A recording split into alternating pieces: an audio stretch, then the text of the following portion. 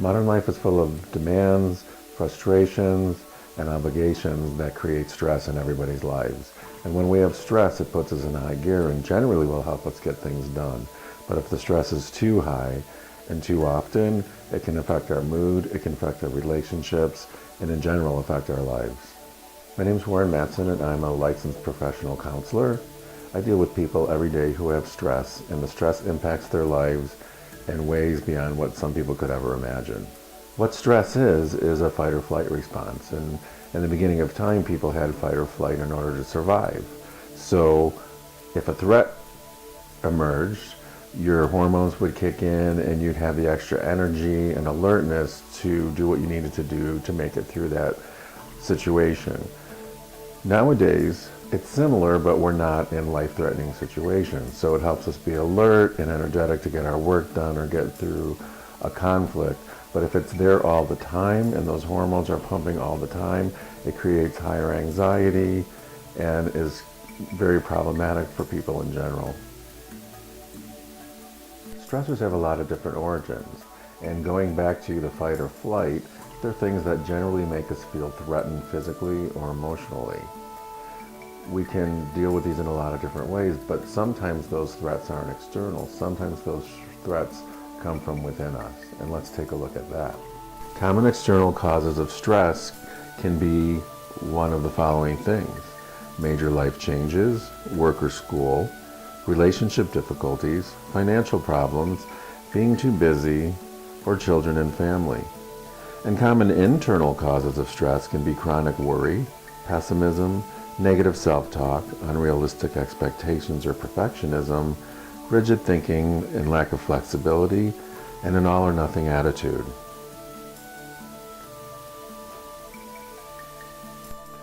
Everyone experiences and deals with stress differently, and whether it's internal or external, they need to figure out a way to manage that stress so they can be productive.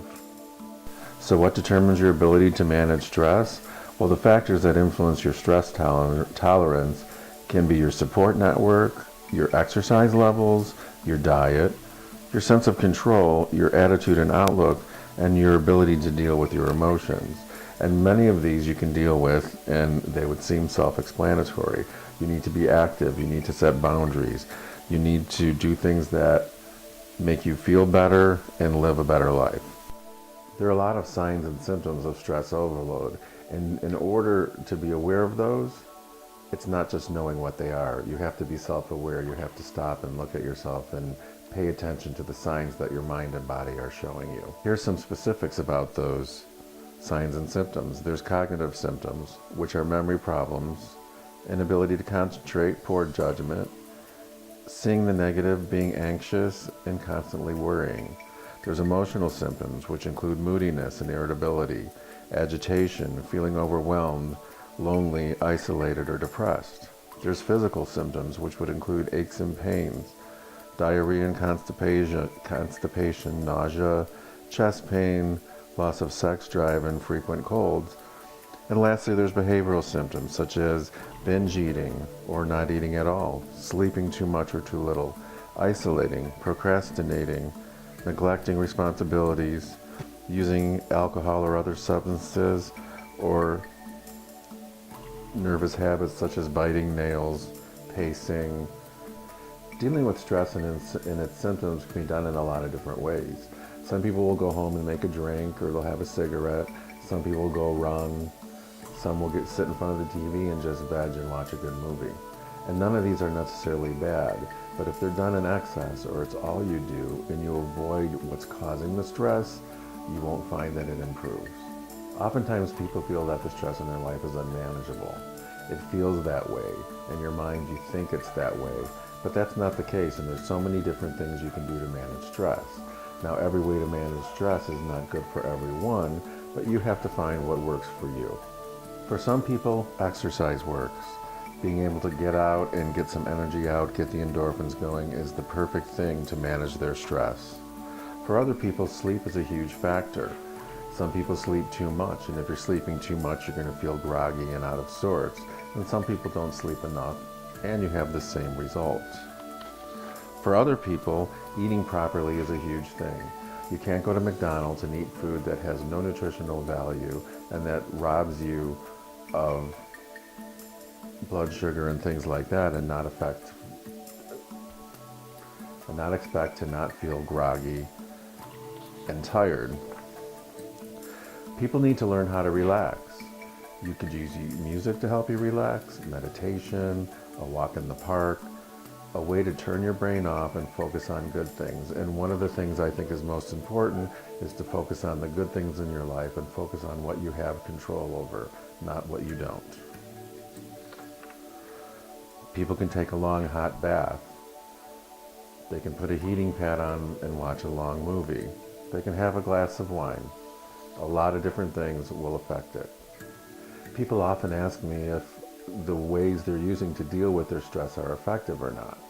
And oftentimes when they tell me stories, I think, well, probably not. For instance, if they went out to have a few drinks and they have no idea what happened the next morning, that probably wasn't the most effective way to deal with their stress. Here's a little quiz for you to take to determine how you're dealing with stress in your life. Answer yes or no to these questions. I have people I confide in when I'm feeling under pressure who make me feel better. I am comfortable expressing how I feel when something's bothering me. In general, I feel in control of my life and confident in my ability to handle what comes my way. I find reasons to laugh and feel grateful even when I'm going through difficulties. No matter how busy I am, I make it a priority to sleep, exercise, and eat right. And I am able to calm myself when I start feeling overwhelmed. For each yes, you're representing important stress coping skills that you're doing well. And for each no, you're being pointed to the things that you need to learn to do to handle stress more effectively. Regardless of how you answered questions to the quiz or what you think about what we've said so far, you're going to experience stress. We all are. And you're going to experience it to different degrees.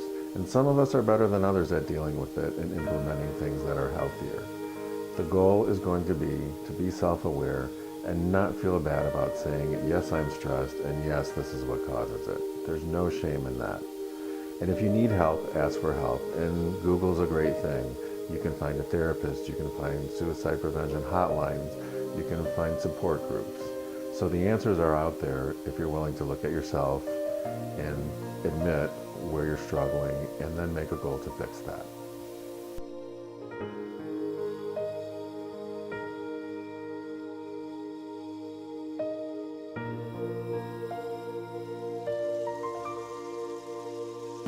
Stress and exercise.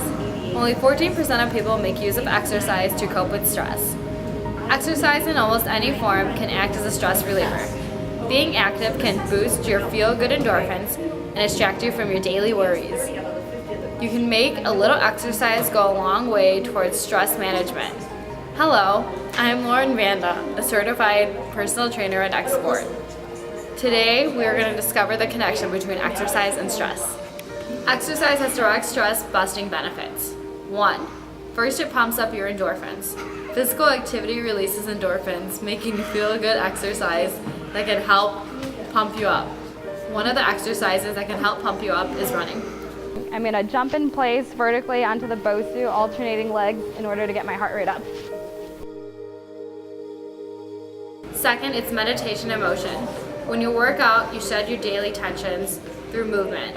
Focusing on a single task can help clear your mind on exercise that can help with. One of these exercises would be meditation. Exercise improves your mood and can lower symptoms associated with mild depression and anxiety. And exercise that can improve your mood is yoga. For this yoga exercise, I'll be demonstrating the tree. So I'll cross 1 foot over, then I'll have branches come out like a tree. Use exercise as therapy. One vigorous exercise session can help alleviate symptoms for over a few hours. If you exercise on a regular schedule, symptoms can reduce over time. An example of a vigorous exercise would be a weighted walking lunge. I'll be demonstrating weighted walking lunges with 2 10-pound dumbbells.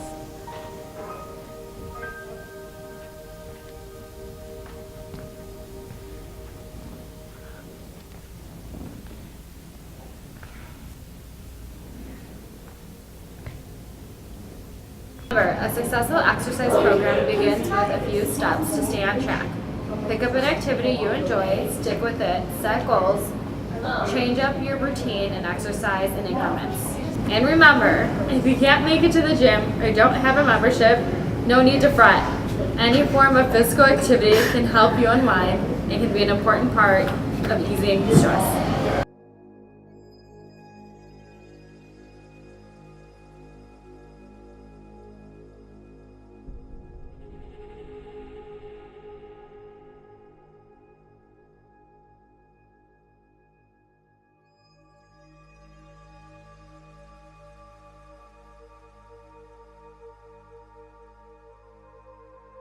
Americans love food. Most people look forward to what's on the menu for dinner while eating breakfast.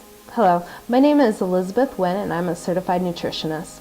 When a person becomes overwhelmed with stress, a common reaction is a sudden urge to eat. Consuming food that are high in caloric value increase the volume of stress in your body.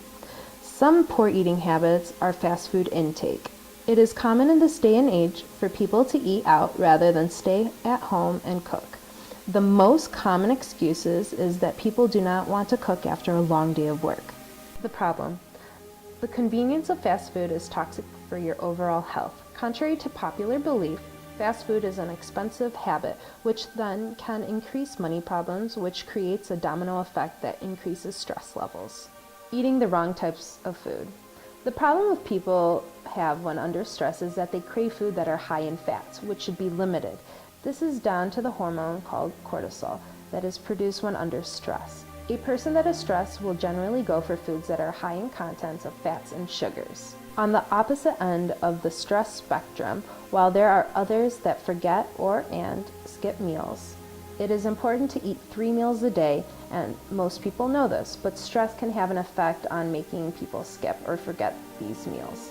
People who are overly stressed tend to pick up these habits and find out later on in the day that they will become hungry and more than likely resort to eating junk food to sort their hunger. Constantly picking at foods. When people become stressed, they notice that they begin to eat much more than they normally would. When a person is not stressed, they only tend to eat food when they are hungry. Ideally, this should only be 3 times a day. The situation is very different under stress. In fact, it's quite the opposite. Under stress, a person will eat when they are not even hungry and constantly pick at fatty snacks. So, what should we eat more of? When under stress, it's important to consume all important nutrients in order for your body to cope and function effectively. When you can find these nutrients in a wide variety of foods, such as vitamin Bs that are mostly found in foods such as seaweed and raw foods. Protein and iron, meats, eggs, seeds, nuts. Vitamin A, cheese, eggs, fish with oil and milk. Vitamin C, fruits, apples, bananas, oranges. And last but not least, magnesium, green leaf vegetables, etc., cabbage, fish, meat, and dairy. There are 3 major aspects to a healthier, stress-reduced body. 1, having a well-balanced nutrition. 2, adopting a balanced diet, and 3, avoiding certain foods. Remember, a balanced nutrition prepares you for any stress that may be brought or maintained in the future.